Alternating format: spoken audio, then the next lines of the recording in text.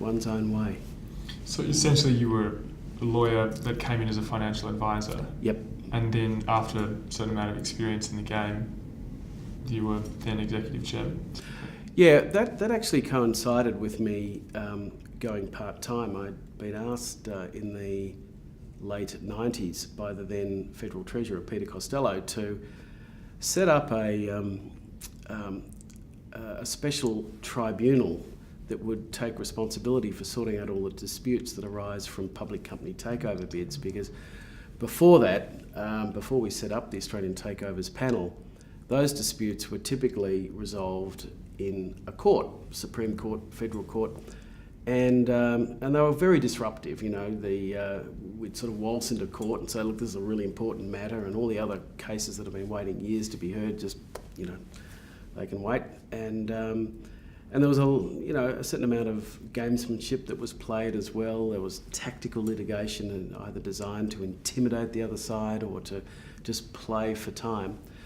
And when Costello asked me to, was I interested in setting up the tribunal, I said, yeah, I know what we're trying to achieve. I've been part of the process which had abused the courts for many years. But it meant that I had to take around about 2 or 3 days a week for the best part of a year to do all that was necessary to set up that new body. And so I went part-time here, and fully with the intention of coming back full-time at the end of it, but I had such a ball doing it. I'd realised that my days of working full-time were at an end, and I came back and said, look, I wasn't going to be full-time here. I was technically running the office here at the time. And if they were kind enough to have me back, they needed to think of a title, so they just said, oh, well, executive chairman of Melbourne Office, that'll do. So is there a Melbourne Office board?